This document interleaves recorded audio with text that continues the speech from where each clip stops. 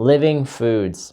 This is a concept I try to incorporate in my own lifestyle and the lifestyle of my family, but I also like to pass on to my patients, just because if we kind of get more living foods into our diet, into our bodies, we're going to be better off, we're going to be healthier. And now we're all kind of familiar, or we're getting familiar with the farm to table concept. And this, a lot of it is sometimes it's about supporting local farmers. But in reality, it's a win-win for everybody, because when we simplify our food supply, we get more nutrition out of it.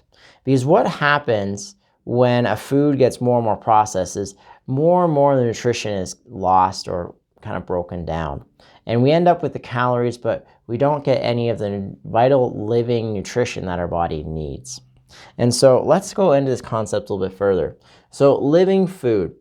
First off, we want to be eating foods that were once alive. These are always going to be better for us, because living tissues, our body's really designed to feed on other living tissues, whether that's a plant or an animal, versus kind of chemically manufacturing something in a lab to get like a food-like substance.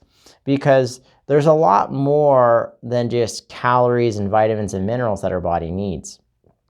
They've actually identified over 12,000 bioactive compounds in a plant that will help a human to eat, because it's not just the vitamins and minerals, it's all of the extra compounds that are with that plant that help us absorb the nutrients of that plant, but then serve as cofactors and kind of all these biochemical processes and all these things that a living intelligence needs are already designed in other kind of living beings. And so when we consume those, then we're getting more of that life force, versus the more processed foods get, more of that is lost.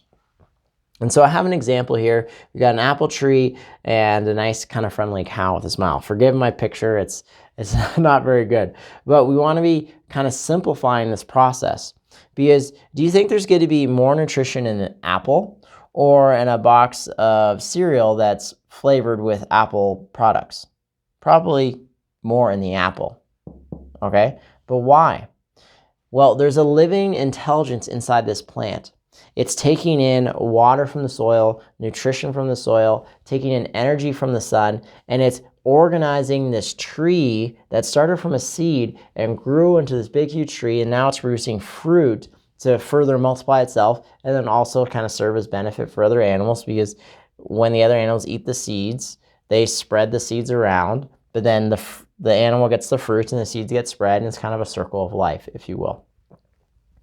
But the more steps we do from here to the apple, or from the apple to the cereal, the more nutrition is lost, because essentially the further you're getting from that living source, the more decay can happen. When our living intelligence leaves our body and we pass on, our body starts to decay. When there is a subluxation in your spine and it's reducing the life force from your brain to your body, downstream tissues start to decay and lose life force and lose energy. Because the closer we are to living intelligence, then that living intelligence within our bodies, the healthier we will be. And so same thing with the food and what food we're eating. If we kind of butchered this cow and then just left it in kind of outside on the picnic table for a while, that meat's going to go bad, so it become toxic to us, because the longer it gets separated from the living intelligence, the more breakdown that occurs. Versus if we kind of get kind of the local cow that's butchered in the local shop, and then we kind of put it right on our plate or right on the barbecue, and then we eat it, the most nutrition is going to be preserved, because there's been the least amount of processing. The more steps there are in the process to get to our plate, the more and more living intelligence, the more living kind of power of that food is being lost. The nutrition is being lost. And so I just encourage you to simplify your food choices. Kind of go back to kind of how probably your grandparents or even your great-grandparents ate. And you're going to find that you're going to get a lot more nutrition out of your food into your body, and it's going to be much better for you and for the health of your family and for everybody else as well too. So I look forward to serving in the future on a future video, or maybe at your next adjustment.